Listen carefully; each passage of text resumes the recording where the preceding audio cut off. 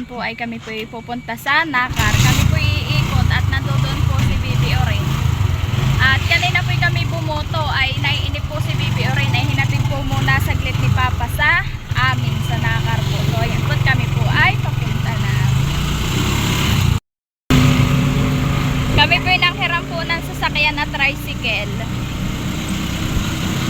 Kaya naman po ng tricycle doon po sa amin.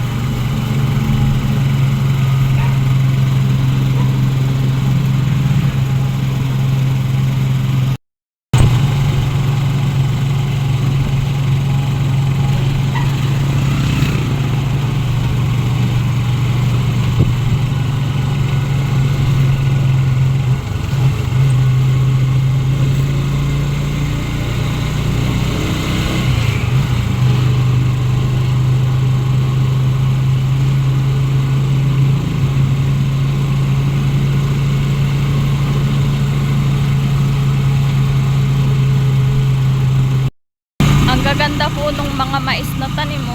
Ayan po may mga bulaklak. Ayan. Malawak po. May mga bunga na din po sila. Kami pibeta pa lang po sa Pilaway.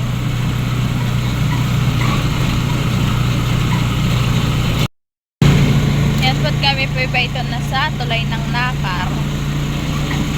Ay po, napakaliit na po lalo ng agos. Sobrang liit na po.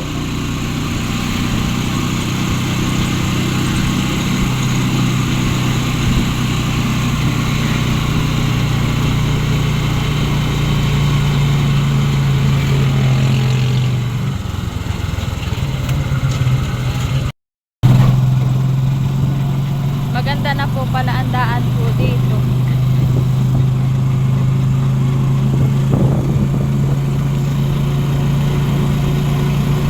Kami ito pala sa Barangay Minahan Norte.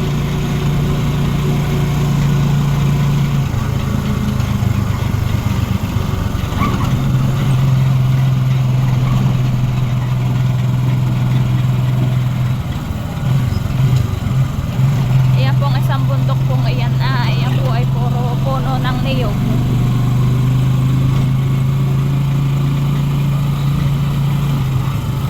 Pati po kabila po na yan ay puno ng niyog.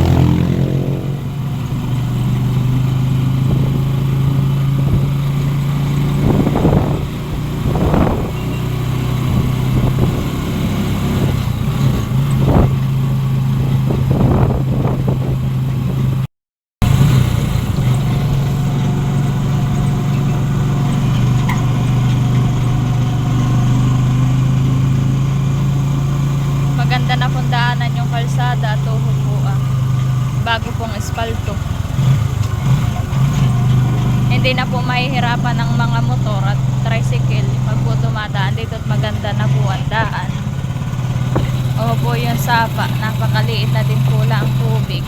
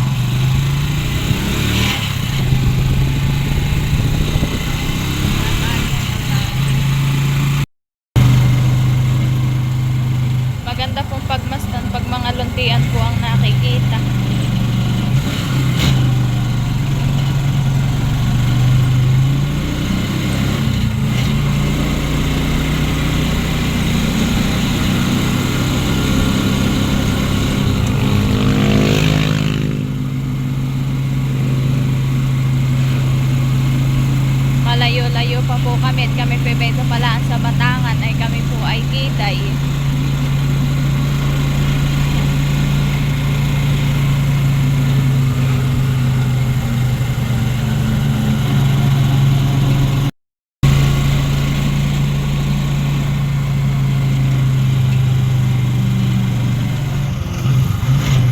Yan pong papasok pong ayan po ay diyan po yung diyan po kami nag-aral sa Batangan po, school po ng Batangan. Yan po yung nalalakad namin hanggang dito po, hanggang sa amin po sa Kiday. Yun po ay lakad po namin maga at hapon. Nagbabaon na lang po kami ng kanin para po hindi po kami makabalik po ng tanghali at napakainit po. Minsan pag kami po ay babalik pa tapos po napakalayo din po. Ay pag po babalik pa, hindi na po hindi na po makakapasok sa school at gawa po ng oras na din po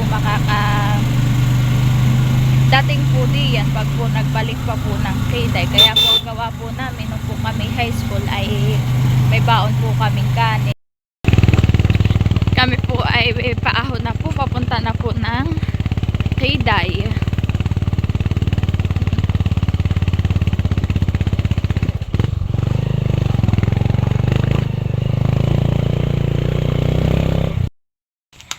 Ayan po at ako po ito na sa bahay nila mama, kadadating lang po namin. Ayun na po si Bibi Orin, tinatawag na po ako. Sila ate naman po ay nandoon po sa loob at pinapatulog po si Bibi Leticia. Yan.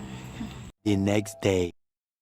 Yan, bali ngayon naman po ay si Jampol po ay mag-aayos po ng aming dingding po sa kusina at aayusin na po niya. So yan po.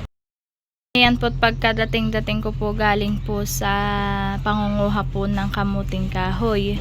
Ay ayan po ang ginagawa naman po ni Jampol ay binabaklas po niya yung amin pong dingding. Madali lang naman pong ibaklasin po. Ayan po ay ang dingding po namin di yero.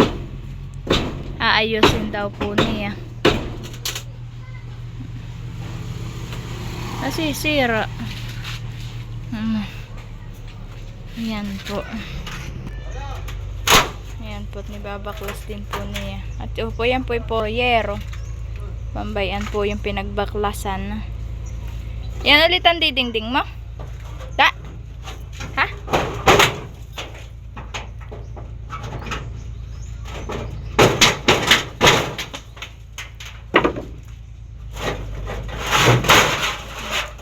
Puro yero po yan na pinaglumaan po nila. Yung pong mama niya ay amin po lang inidingding po dito sa aming kusina ng bahay.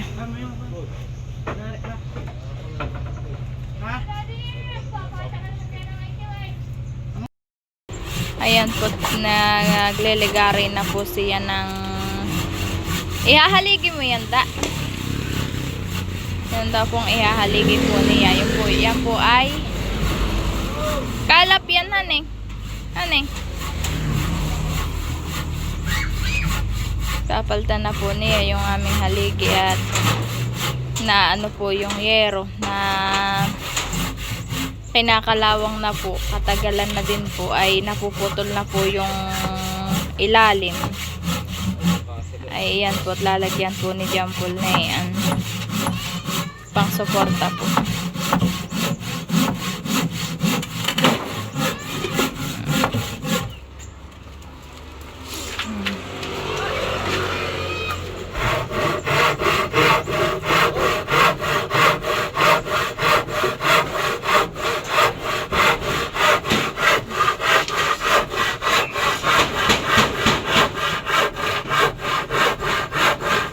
At nung pong kami lumipat po dito, pinadito po muna kami pinatuloy na yung ate po niya.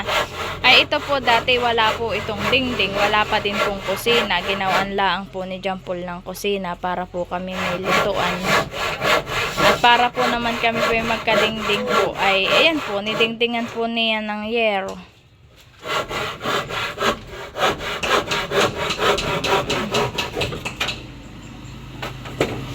Ito po yung dingding ng aming kusina. Oh. Ito po ang natatanggal sa kanya. Yung po mga dulo-dulo. Kaya po inaayos po ni Jampol po. At lalagyan po ng pang-suporta pong haligi. Ito, at puro kalawangin na po ito. Pero ito po ididingding pa po namin at mawawalan po kami ng dingding ng aming kusina pag po hindi iyan ang idiningding. Ayan po yung aming kusina. Ayan po yung may harap po ng kalsada. Ito po. Oh.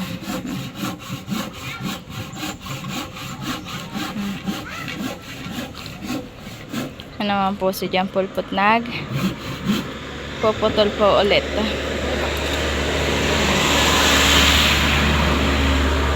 Hindi malaglag yan ba ang cement hollow block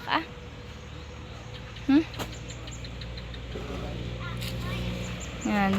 May nakasuporta din po na hollow block sa aming itaas ng bubong.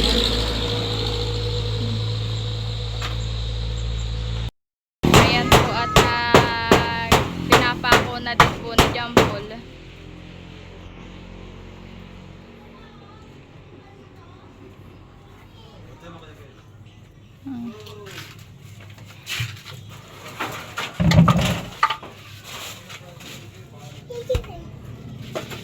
Sinusukat po niya kung hanggang saan. Ayan naman po si Baby Oren. Magkano ka sa bayan? Bah, magagala ka. Sino kasama mo? Si tatay, mama, ikaw. Ang mama. Wala rito ang mama. Hindi, ikaw. Ako. Si kuya, ako, si tatay, ikaw. Si ate. Lahat ay binanggit mo.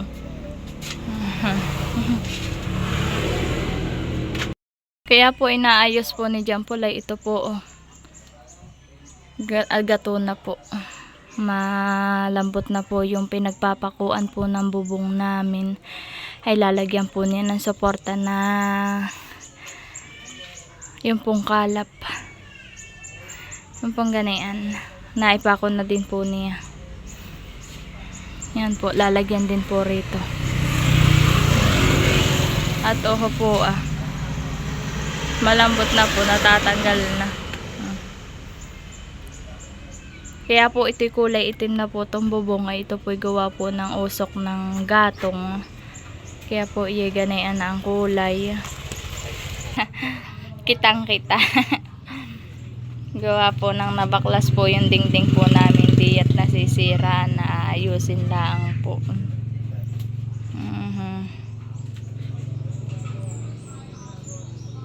Sobrang init naman po ngayon.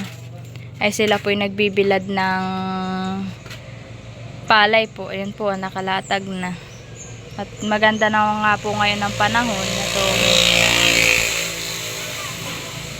hindi po tulad kahapon na medyo po nung pong pahapon ay naul na ambon-ambon. Ay ngayon po ay na kay napakainit. Ayan naman po yung aming kusina. Yan po. Yan. Pag may dadaan pong sasakyan ay nakatingin po rito at siguro po sabi ay bakit binaklas. Yan. Yan. Naikabit na po ulit ni Jampol. Natapos na po niya ikabit. Nilagyan lang po niya na yung suporta pong ganian pong haligi. Ayun po. Tapos ikinabit na po ulit niya ng bago. Yan. Tapos na din po. Kaso nga lang po ito po ay naangat na. Gawa po ng nasira na. Ay sa isang araw daw po ulit niya ayusin ng maigi. At angat po ito Yan po.